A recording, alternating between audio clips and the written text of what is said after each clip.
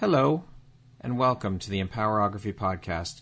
This is a platform created for women's voices to be heard and a place to share their stories, journeys, and successes with the world for the purpose of helping other women who might be on similar journeys. We are empowering women one episode at a time. I'm your host, Brad Walsh, so kick back, grab one of your favorite beverages, and enjoy the stories.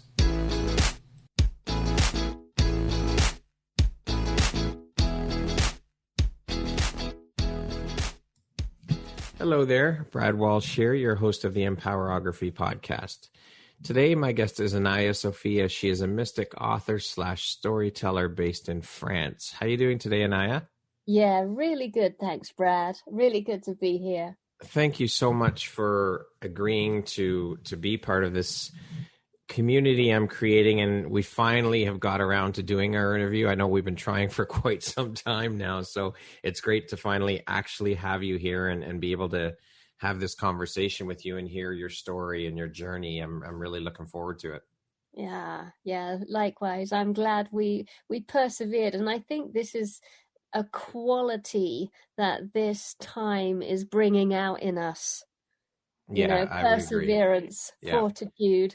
I think it's necessary, especially in a time like this, what we're dealing with. Yeah. So let's jump in. Anaiya, you are a mystic, an author. You're also a clothing designer, and you've even created your own line of anointing oils called Sophia Temple Oils.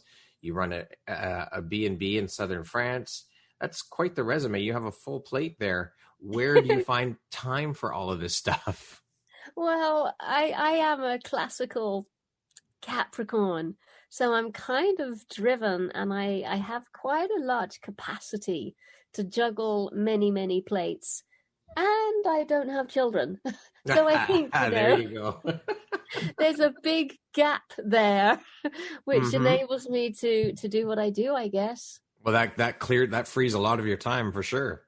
Yeah. So your bio says you're a mystic. Can you explain what that means? What a mystic is, what a mystic does? I would say a mystic is a person who relies upon, depends upon, and utterly does not doubt their own intrinsic connection. So they do not seek out that third party anymore. They recognize that something very alive and truthful and divine and clear and comforting and graceful is communicating with them, through them, and that is their path, that is their teacher, and that is their source of all answers. And so the mind becomes very, very clear. There is no doubt. There is no disbelief. Just a fully illumined mind. This is happening, and I am faithful. That's awesome. Yeah, that's quite the description. Yeah, I love it. Yeah. I mean, it's been a long time. It's not as if this happened last week. Right. This has been a slow burn, Yeah. At least, no, not even a decade, way more, 25 years. Wow. When did you first step into this? Like, how did this all come about? Well, I definitely had an experience when I was about 12. Coming down the steps of the Sacré-Cœur in Paris and seeing what I thought was a beggar or homeless person, interacting with that young man and having a full moment as our eyes met. And something happened in that gaze. My heart was definitely touched and opened and widened. And I never really sort of went back to who I was before that. Wow. I just continued wanting more of that level of engagement everywhere. And so that's how my path began. That's quite the incredible connection. Just literally a glance between a young girl and a beggar. Wow. That's very romantic, isn't it? That's very roomy. But it's true. It's true. Now, were you living in France at the time, or was this before you moved to France? Yeah, this is way before. I was in England at that point. Okay. Yeah, just having a little vacation with my parents. Okay. Now, you're a 10-time author with your latest book called Fierce Feminine Rising, Heal from Predatory Relationships and Recenter, which came out this year. Is that correct? That's right. Yeah, January this year. Okay. Can you tell us a bit about this book and what it's all about? And Well, yeah, this book was written 2 years ago. okay. So the publisher, Inner Traditions, was waiting for the right moment.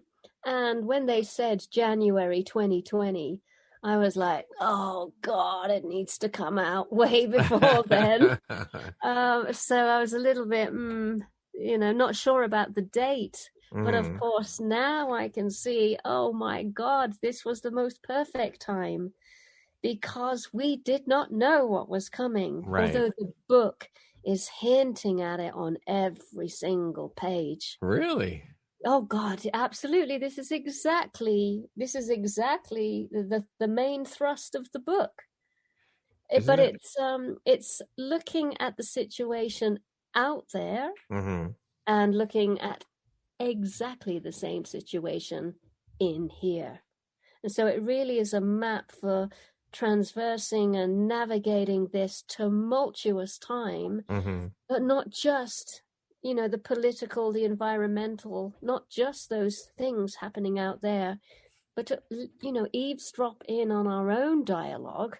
Yeah. And realize, hang on a minute, I'm having the same kind of conversation with myself. That same level of arrogance or ignorance or blame, attack, shaming. Yeah. So, Isn't it funny the way things work, eh? Yep. It's so funny. Yeah. The time, it's just so strange the way things work sometimes. Yes. Now, in your books, you have a theme of femininity and feminine principle. Why do you choose to write specifically centered around this theme? Because of that man I saw when I was 12 years old. Okay. Wow, that spawned it all. Totally. This was the look of love. And when I say love, I mean the all, the absolute, the only. This was a biggie. This wasn't like a young girl's infatuation. Right. This was like looking at an angel or God or Jesus. It was at that level. And that became the only interest for me after that moment. Really? And so everything is in service of that glance, to be absolutely honest. That's incredible. Yeah. I often wonder, does that guy realize what he set in motion? He's just altered the course of your life, like in so many ways. Absolutely. Through just a glance. Yes. Isn't that incredible when you sit down and think about that? Yeah. Doesn't that just blow your mind? Yeah. I remember reading up about Rumi and Shams, and they met in exactly the same way, and they call it the nashkar. That's the glance. Okay. So when Shams kind of like ran into Rumi, and ran in is really the right terminology. He just literally entered Rumi's world in every possible way and turned it upside down. But in that chaos came, the Rumi that we know and love today. And it all began with a look. Wow. And in that look, Rumi knew, I can trust this one. This is the one. Yeah. This is the one who has been sent to me. He is going to fully awaken awaken me. Everything, yeah. Yeah. And he literally dropped his papers. He was reciting poetry at the time. He just dropped his papers in the fountain, and all the ink began to come off the papyrus. And he's losing his poetry. Yeah.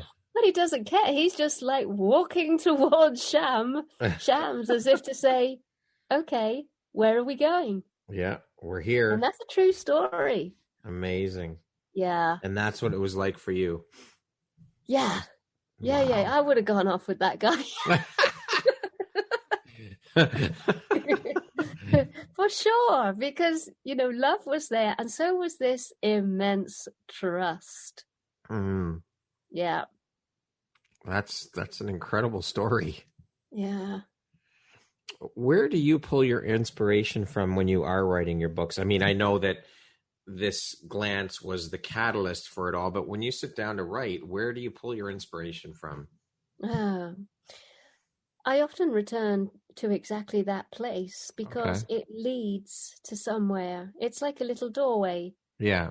It's a tiny doorway that leads to a wide, massive, seemingly parallel universe of so much inspiration. It's like a library. It's like the Library of Alexandria.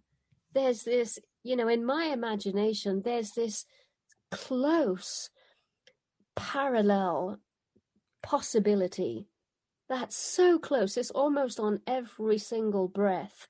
Mm-hmm. And it wants to come through us. It wants to sort of seep and permeate through us to be lived, for us humans to realize it is so possible to live like this, to live this way.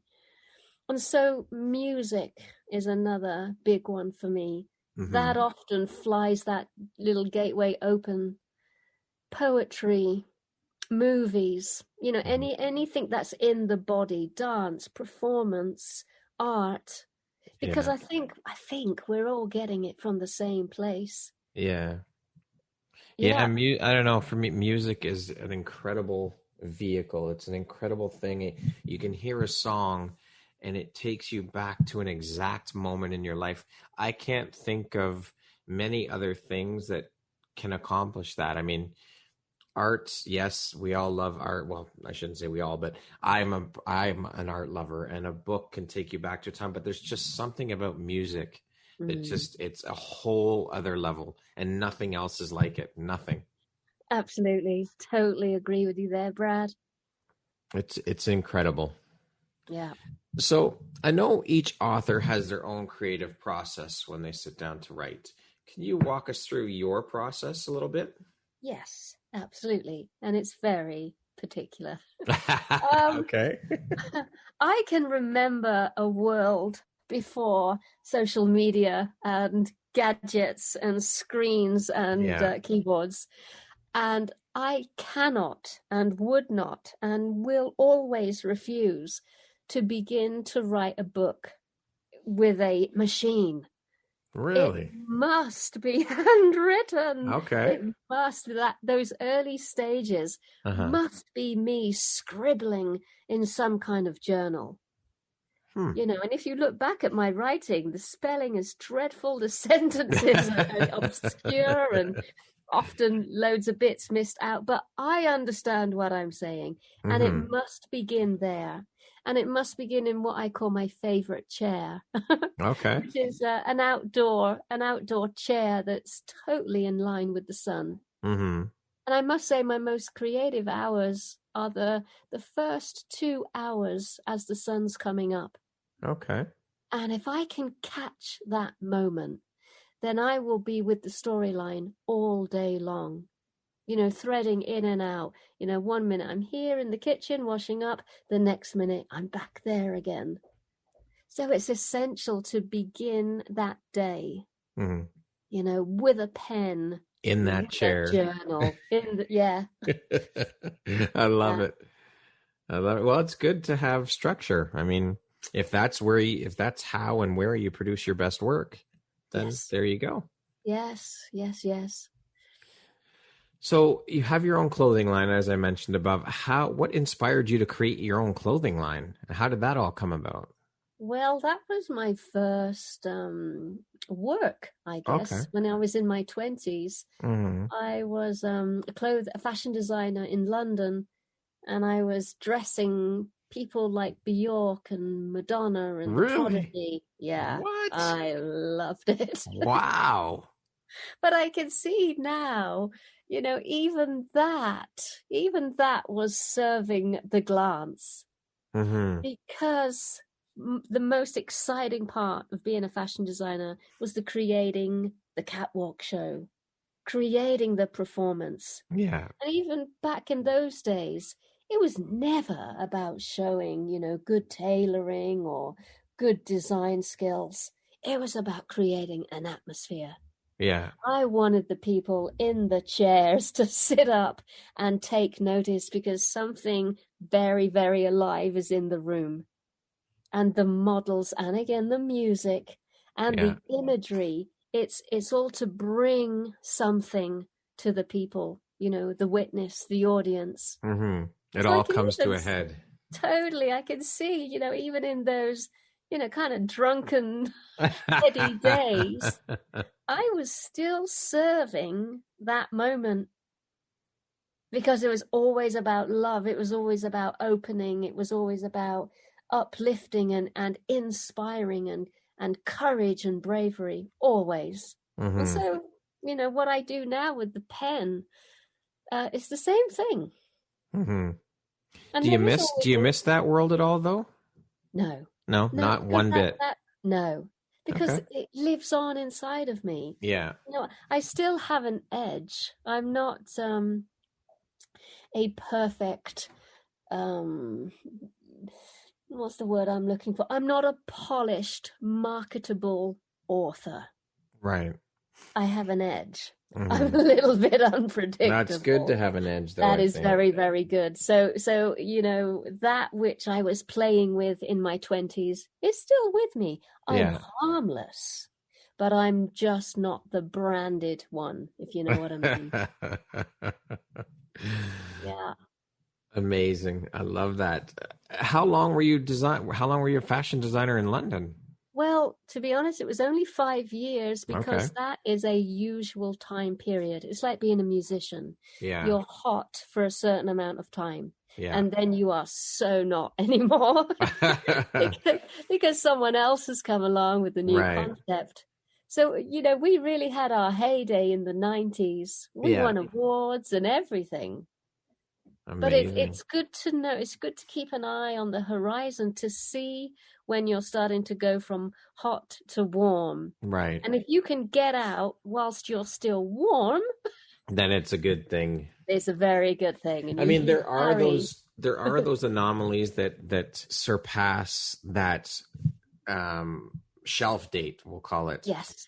And stay the distance. And yeah, that's right. But it's rare. Those musicians, speaking about music, those musicians are far and few between. Yes. Yeah. And I think it's almost artistic to know when to opt out, because that's right. part of it. It's it's the beauty of knowing you are creating a new look or a new sound or a new movement. And you've served that desire, that trend, that path. And then, as gorgeous as it is, as being number one and being on the tip of everyone's tongue, there's also a beauty in the agonizing death of stepping out. Yeah, for sure. That's rock and roll. That's right. It can't be good. Yeah. Well, there's a lot of people that just don't know when to hang it up either, right? They keep pushing and really you're not doing yourself any favors. No. There's a lot of artists that I think should have hung it up a while ago, but keep going. And I mean, to each their own. But you'd rather, I would think you'd rather go out on a high. Absolutely. Yeah. Oh, well, that's okay. It is what it is. So you also created your own line of anointing oils. Why did you decide to do that? What was the inspiration for that? Oh gosh, that is to help. It happened to me first. So when I was on a little bit of a downward spiral, I can go up and I can go down. Like we all can. Totally. But I noticed that if I reached a certain depth, It was very difficult to get out of that looping storyline of thoughts and feelings, and just the swirling downward spiral. And praying wasn't working, yoga wasn't working, dearest friends coming round for a chit chat wasn't working. But what was working each and every time and rapidly was to smell really ancient oils like frankincense, myrrh, spikenard, rose. It was as if, the aroma is so strong, so palpable, that it lifts you immediately out of that downward spiral and back into, a part of yourself that's more recognizable and more easier to hang out in. And so that just got me thinking, and I started researching, and I obviously went back to ancient Egypt and Samaria and, the Holy Land, and realizing, yes, this was what they were used for. It's not to, dab at the back of your ear so that you smell good. There's a bigger purpose. It's to transform your state. There, and especially with a really clear oil, you can even do more than transform your state. You can go into an initiatory phase. You can, go to that creative place.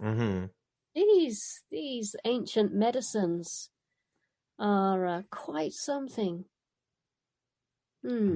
Amazing. So how long ago did you create your first line of anointing oils? That would have been about probably the same time I moved here, 2013, 2012 maybe. Yeah. Are you still doing that? Yes. Amazing. Yeah. Now, you also run a B&B. How long have you been doing that? And I mean, you must meet some very interesting, intriguing people from all over the world that come to your B&B. What's that experience like for you? Well, it's amazing. It's amazing. So, yeah, I've been running this B&B since 2013. Every single guest brings something to the table. Because there's so much history here, you like the Knights Templar, like the Cathars, the Crusades that's been here, Mary Magdalene. There's even a great big mountain here, which is like Mount Shasta. So it has all your extraterrestrial activity that goes with it. So most guests are here to search for this and seek it out. So everyone who comes is a character. They're on a path. They always bring insights, revelation, and healing. So it really is, it's like a little kaleidoscope. People come, people go. We meet them, they meet us, and things always happen. I love it. That's awesome. It sounds incredible. Yeah, it's a fabulous way, actually, of earning a living. Making your crust. I love this lifestyle. I certainly wouldn't want to be, gunning for the big bucks. Yeah. I like how things are. Things tick by. I've got plenty of time for creativity. And that's what's important. Yeah, and I'm meeting the people. Exactly. And we're having big conversations, and we might sleep the night in a cave, or we might walk for 5 hours. Wow. I'm sure that also feeds into your storytelling too. Yes. Yes. Yeah. I mean, all the characters come to the house. Yeah. I don't have to think about anything. That's right. They come right to your door. Yes. The inspiration comes to you. Totally. That's amazing. Yeah. Amazing. Which authors do you admire or are you inspired by? I love Neil Gaiman. He's a UK author. I love the fact that he can really touch in on the light side of life. And he's a lovely person with a beautiful heart. But he's also extremely good at touching in on the darker aspects as well. Mm-hmm. And so that really appeals to me, that, you know, he can bring both through in one novel. And, you know, when you see him, when you meet him, when you read about him, he's a very, he's a loving, honest, transparent, humble human being that's just revealing just how easy it is to wrap words around these two, you know, forces and experiences. Yeah, that really appeals to me. Okay. Yeah. What excites you most about being an author? The fact that I have permission to go into my imagination as often as possible and really get behind what I see, what I hear, what I feel. Yeah. I don't have to minimize it. I don't have to say things like, oh, that's just my imagination. Yeah. Oh, it's wonderful. What freedom. To be able to just like go in and completely believe and then write it all down. Yeah. You know, it's funny, as when we're kids, when we're children, we rely so heavily on our imagination and we use our imagination. And as we grow older, that seems to fall, that skill, or that whatever you want to call it, falls by the wayside as we get older, and it's looked upon as, that's just your imagination. No, or it gets completely forgotten. And you don't ever revisit using that. It's funny how that works, how things change as we grow older, and the innocence of being a child and the imagination gets left behind. I mean, obviously not all people do that because authors use it, artists use it. But I mean, in general, I think it's just sad that the imagination gets left behind and it's looked at as child's play. Yeah. I remember someone said to me, you know, if you take the word imagination, it's image generation, the ability to generate an image. And of course, you know, you can always ask a deeper question. Well, who exactly is doing that? Yeah. Wow, I love questions like that. Yes. Yeah. Are there any specific tools or books that have really helped you on your journey? Nothing particular springs to mind. I love illustrative books. I love children's fairy tales and children's stories because there's hardly any language. It's really concise and short and simple. And yet those really simple words are the ones that open up that imagination again. Yeah. I love old-fashioned books. Oh my God, I am such a bookie. If you can imagine, you know, the most favoritist bookstore for me would be an old Victorian bookstore with tiny little pane glass windows, no electric light, just candles. A door that has a little bell and creaks as you open it. Yeah. And there's just books everywhere, on the floor, on the table, just books. I can picture it. And the floor creaks when you walk across it. Totally. The wooden floor, the planks, the boards creak when you walk. Yeah. And I can just see it in my mind's eye right now. There's leather books, there's scrolls, there's papyrus. Ah, yeah. Sounds amazing. Yeah. That's another little fantasy I have, you know, when I'm a much older woman, to have that kind of quirky little bookstore. Yeah. And I sort of come out from behind the cupboard with a knowing look in my eye. Hey, I think this one's for you. Yeah. This one's got your name on it. Yes. What do you think your unique skill set or superpower is that has helped you become successful? A lot of people say I have strangely managed to retain my innocence. And I can agree with that because, yep, I feel it. It is still there. So I can get, you know, battered and buffed and knocked and fall over and scuff my knees up. but I always sort of stand up again because of this innocence. This innocence cannot get touched or tainted or scarred, but by golly, many have given a good go. But it's there. What can I say? It's there. And that is the superpower. You know, the vulnerability, people say I'm very transparent. I kind of feel I am, you know, I am an open book. Yeah. And that is my superpower. And yet people say that's the stuff you shouldn't be sharing. And I'm like, that's interesting, because that is actually what gives me the strength and the edge to continue on. It's who you are. It's part of your DNA. It's ingrained in you. Yes. What makes you feel inspired or like your best self? This is a strange one. I really like exercising. Okay. I like physically challenging myself.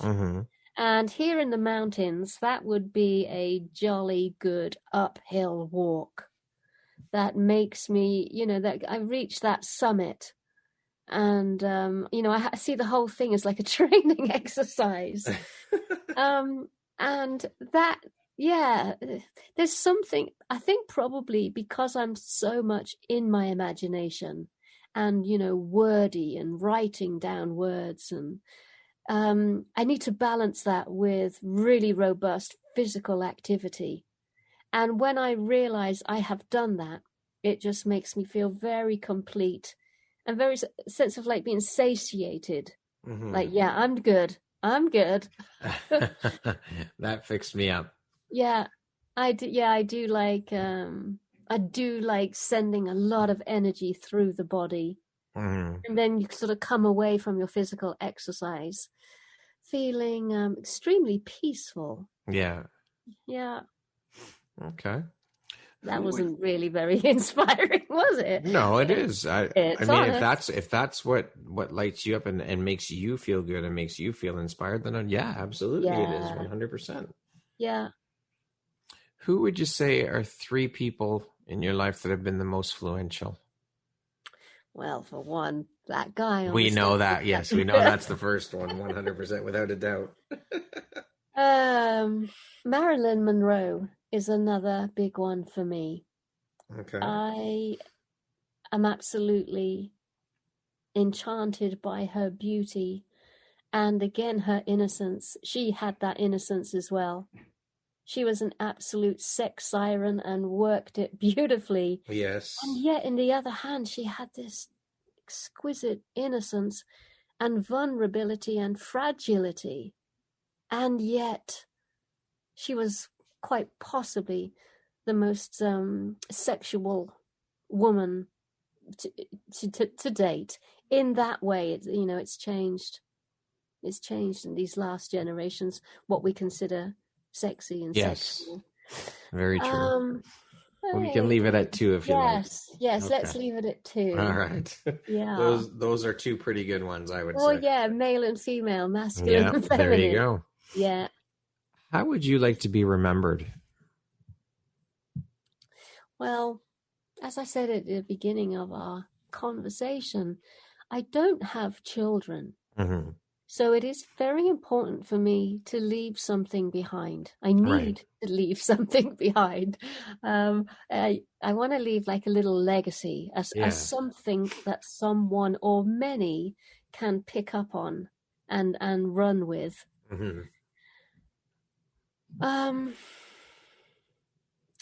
One of the things I have cooking around inside of me is this thing that I'm calling the School of Love. Okay. And in India and countries like that, this is a very normal thing to have in the community. Over where we come from, it might sound a little bit odd at the moment, but it's literally a school where you would teach sort of pre-pubescent teens, girls and boys, how to drop into their body, how to realize their beauty and their prowess and their enchantment and their seduction, how to interact with one another naturally, easily, beautifully, excitingly, and what this attraction for one another can actually lead to way beyond what we've been taught. Yeah. You know, this idea of get married, have children, get a job, you know, do your career. There is so much more in the capacity of attraction, desire, sexuality, union, love, so much more. Mm-hmm. And I just would love to make that really mainstream so that every young kid, you know, feels comfortable in their body, has been taught by another human being what sexuality is rather than pixelated screen. Yeah. You know, pornography, which is the teacher these days. Yeah, you're right. And then, you know, the capacity and the scope of what is possible in these deeper relationships and how we can heal, inspire, comfort, bless, open, activate, restore, recapitulate one another. Sounds amazing. Mm. Amazing, because I mean, let's be honest, all the issues with body image and body positivity and self-confidence and self-love, that all starts from a very young age, and it's horrible that kids have to go through all that and carry that shit with them into their adult years and affect their relationships, affect how they view themselves, and it's a horrible thing. It's very sad. Absolutely. I saw The Social Dilemma on Netflix. Yes, I watched that a couple of weeks ago. So, and those girls, you know, wanting to look the way they do when they've applied the filter on their images. Yeah, it's sad. God. It's very sad. Yeah. That documentary is quite scary, actually, when you think about it. I nearly booted my screen in after watching it. I nearly launched the computer. But I thought, no, wait a second. I need it for writing. Yes, that's right. But it does. It gives you that knee-jerk response. Yeah, absolutely. Yeah. That's a must-watch for everybody. For sure. I believe so, too. Mm. What makes you smile? Well, I'm smiling right now, actually. So what is that? I guess it's connection, Brad. Yeah. You know, this is nice. We're having a good rapport. Yes. And I'm smiling from ear to ear as I look out the window. That's awesome. That's great. Well, I'm glad to hear that we can elicit that type of emotion just through conversation. It's a beautiful thing when you can do that, for sure. Yeah. If you were guaranteed the correct answer to one question in life, what would you ask? Why did we come here? But that's a bit silly, because I think I sense the answer. Maybe more like where are we going? Yeah. And particularly now. Yeah. Where are we going? Yeah, where do we go from here? Yes. What does the word empowerment mean to you? To me, it means that you fill with the intention and desire and energy to represent more than just you. Because I see people use that word a lot. Yes. And it's often about empowering themselves. Mm-hmm. Whereas I feel that word fits more comfortably in my heart. To become empowered is to kind of like stretch out so that you can represent those who clearly are not yet, like the animals, like the innocent, like the undefended, like the land, like the climate. Yeah. That is what empowerment is about. I don't feel, in all truthfulness, it's about empowering the one. Right. It's about empowering the many. I'm sure of that. I love that. How would you describe yourself in one word? Joyful. Nah. To what extent do you think we shape our own destiny, and how much of that is up to fate, do you think? I was just out before speaking to you on a dog walk, although I call them God walks. You know, dog and God backwards. Yeah, exactly. So I was on my God walk, and because of what I was contemplating, I would say that is how it used to be for us humans. You know, the secret manifestation, our thoughts, feelings, memories, beliefs is shaping everything. I really believe that is the world that is dying. Yeah. It's going down the drain with all of the patriarchal, corrupt structures. And I'm not even sure I like saying patriarchal anymore.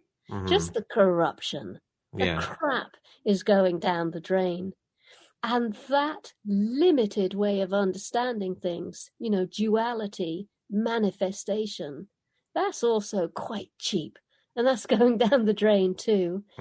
I believe a whole new operating system is already in the process of being installed in us. And this desire to manifest and create and intend and, you know, draw towards oneself and magnetize into being, I don't think that's going to float our boat anymore. I just don't think it's going to be there. Yeah. Because maybe it will just be a simultaneous thing that happens with no thought, desire, or feeling. You know, this like, oh, I need to manifest this into being. I don't think that's walking with us through the eye of the needle. No. Because I think that's what we are doing. We're going through an eye of a needle, and it's very bloody thin. And you can't take much luggage or baggage with you. You got to go through pretty damn naked. Yeah. And, you know, that manifesting thing is going to go, I feel. Something more graceful will replace it. Interesting. Food for thought. Yeah. What would you say is one of the most important things you've learned in your life? And what was your life like before learning it? And what was your life like after learning it? I'd say discernment is a very big, important lesson that was gifted by being naive. Yeah. And it's been a few years now since I've learned that lesson. And it's kind of integrated quite nicely as pure knowing and intuition. And I trust my pure knowing and intuition. And I don't need to double check it and, you know, interact with circumstances or people where my little red flags are going off. I notice them immediately. Right. And refuse to enter the dance. So before all of that, yes, naive, wishful thinking, fantasy, always seeing the good in people, and I still do. But I also know, by golly, we've got the choice and the ability and means of doing the complete opposite. Interesting. Yeah. I like it. Yes. Do you have any big projects that you're currently working on coming down the pike that you'd like to share? Oh gosh, I'm in this biggie at the moment. This one is testing me on every single level. We've spotted a new property in this region, which is a real leap. It's a real reach. It comes with a chapel, it comes with a spring, and it's the perfect place for, as I mentioned, this school of love. Yeah. And we have until the 22nd of this month to come up with the funds to do this. Oh, my. This is what, 10 days away? Yeah. And, there's whispers, there's movement in the field. Mm-hmm. And, again, like this manifestation thing, I am choosing not to do this. I'm going to manifest. No, it has to be more gracious. I have to just be with this tumultuous time. Yeah. I have to be with let it go. It's not for us. Mm-hmm. I have to be with courage and fortitude. I do want to be here and bring these projects to this place. So it's kind of like this new ground. And trust me, it's a moment by moment, constant whirring whirlwind that I'm in. And also there's another part that says, how can you be wishing for this at this time? Right. You're lucky you've even got a roof over your head. Mm-hmm. So, everything is coming in and speaking up in this process. You got to sift through the voices and figure it out. Totally. But I'm just really glad that the 22nd is coming up, because I don't know how much longer I can sit with this. Yeah. Well, you got, what's today, the 7th? You got 15 days. Yeah. Just over 2 weeks. Yeah. You'll figure it out. Yes, absolutely. And it's not just for myself, it's all my parents. My parents are going to live there. Right. Yeah. It's like, Titanic. Mm-hmm. One of those great big boats. And there's always like some sort of maiden at the front of the helm. I feel like that. I feel like I'm looking out to sea, trying to navigate by the stars. It's over here. Land is over here. I see it. I'm getting bashed by the storm. The answer will come to you. Yes. Trust in that. Yeah. Lastly, if you could go back and give your younger self one piece of advice, what would that piece of advice be? That's lovely.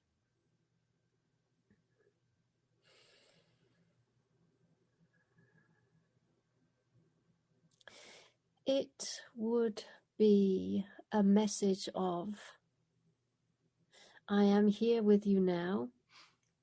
I am here with you always.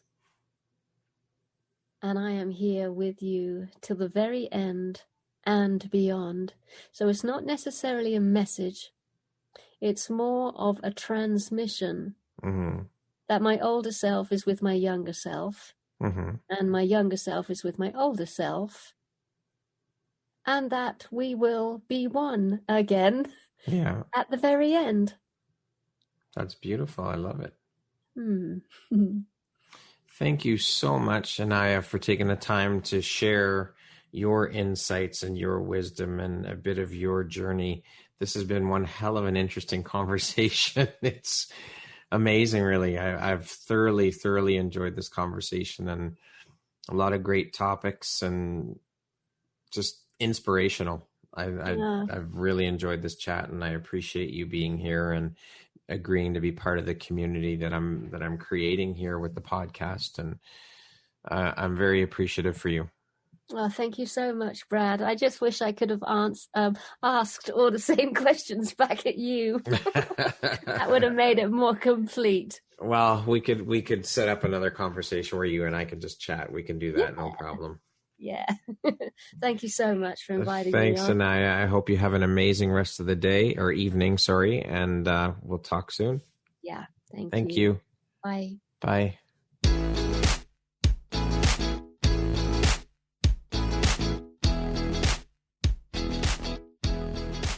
Thank you very much for listening to this podcast. If you haven't yet, please be sure to subscribe, rate, review, and share with all your friends. You can find me at viseuphoria.ca and follow me on Instagram at Empowerography Podcast and on Facebook at Empowerography. Please join me next time for another inspirational story from yet another amazing woman.